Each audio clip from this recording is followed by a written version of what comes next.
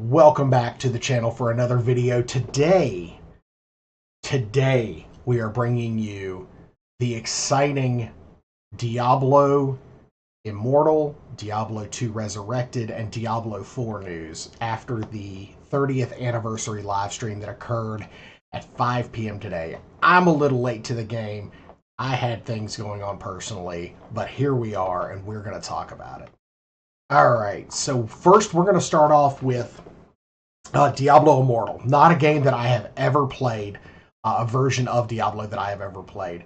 But across all three games, Immortal, D2R, and Diablo 4, we are getting the Warlock. A class that has been something that I have loved in Warcraft for years. It is my main in Warcraft, and I absolutely love it. And I'm so glad that they are finally introducing this character class to the Diablo universe. So the basis of the Warlock is that they can dominate almost any demon in Sanctuary. They can dominate them and consume them at will. In D2R, I believe it's a little different in each version of the game. But first, let's talk about the roadmap for Diablo Immortal. January through March, they're doing an event called The Taking, new quests, battleground overhauls, new subzones, new PvP competition, and new subzone bosses with Valentine's Day and Lunar New Year events.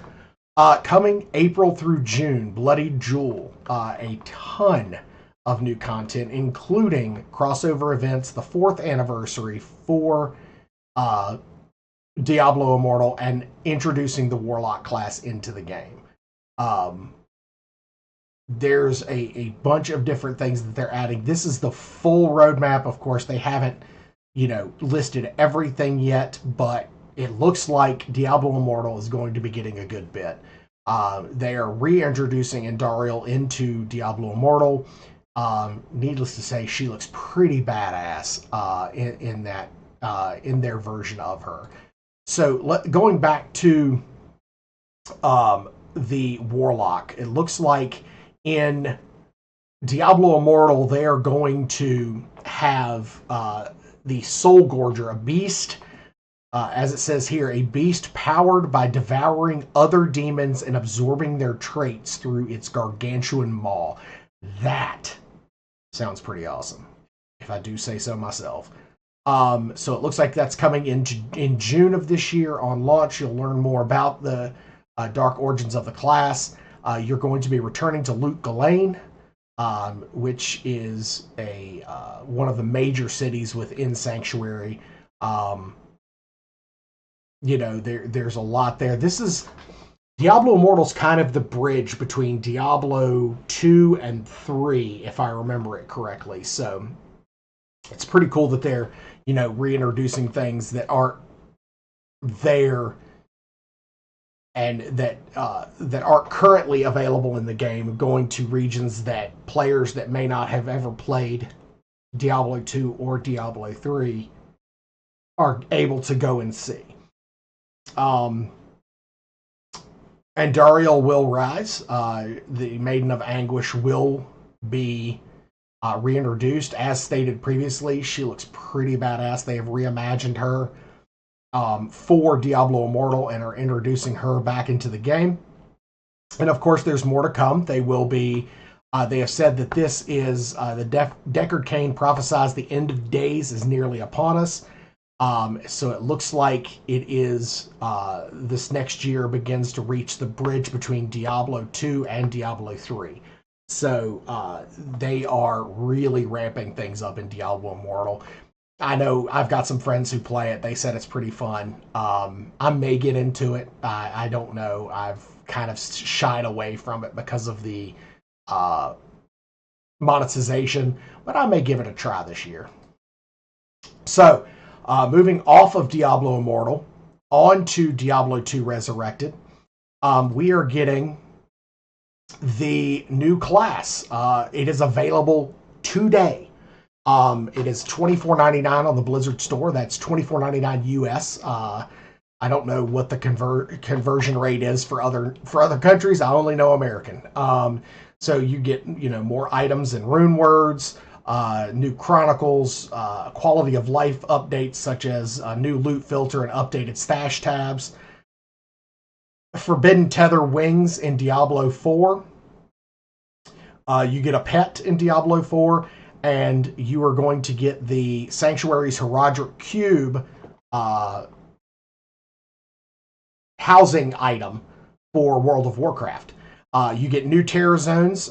You get to control where the terror zone is. There will be an item that you can use to move the terror zone to where you are or to a specific zone that you are working on.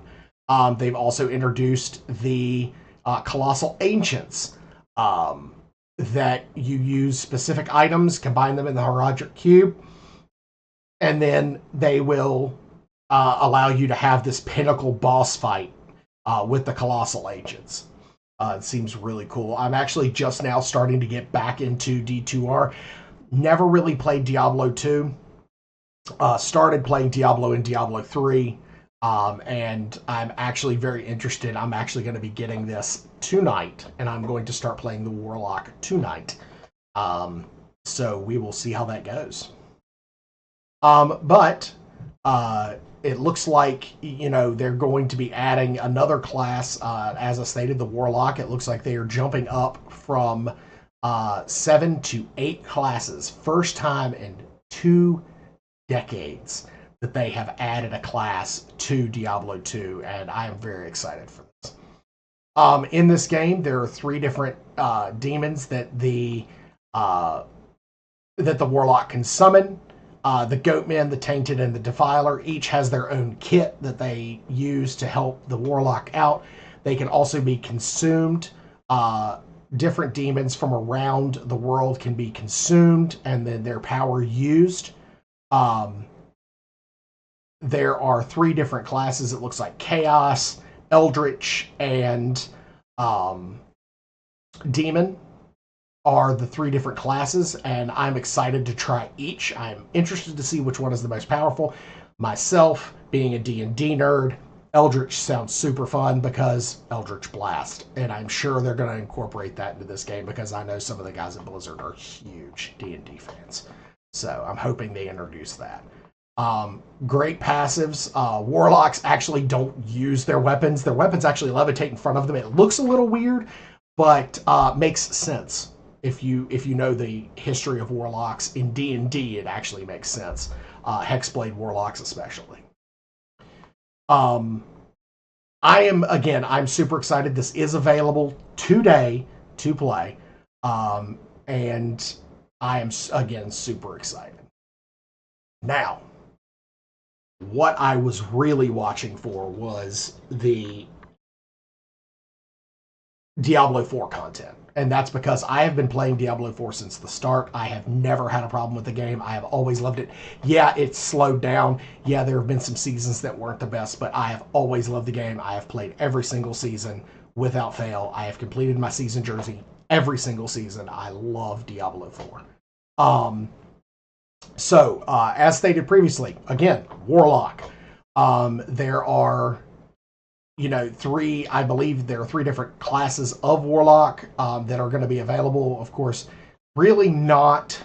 They showed 3 different play styles in the trailer.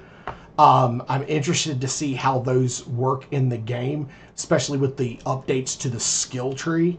The skill tree is actually becoming a proper skill tree, and I'm super excited for that.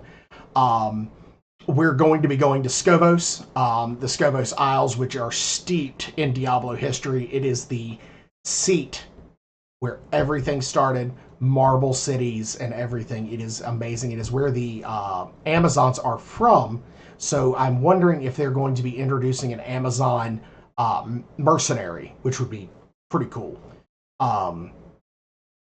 So war plans, you get to plot out, where you get your gear and stuff from. Adding a new depth to the end game is what it says here. You create a playlist of up to 5 activities based on the experience that you want, and the rewards that you seek, drawing from 6 in-game modes: the Pit, Infernal Hordes, Hell Tides, Nightmare Dungeons, Lair Bosses, and Cuirassed Undercity. I love all of those different things.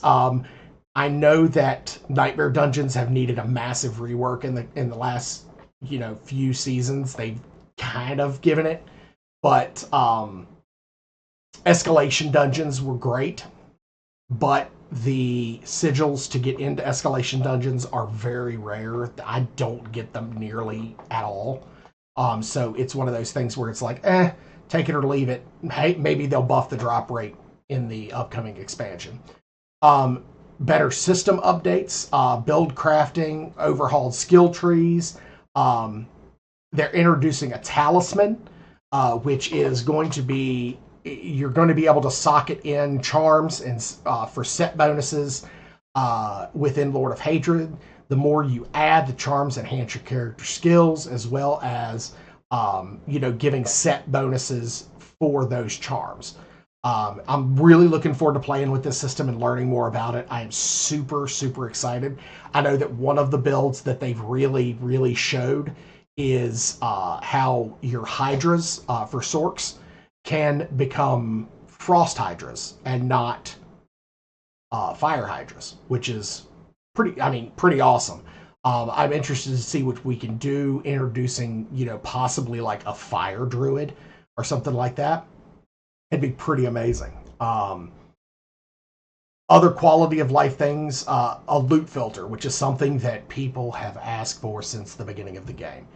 Loot filters are great. I think this is a great quality of life change. I think this is going to help a lot.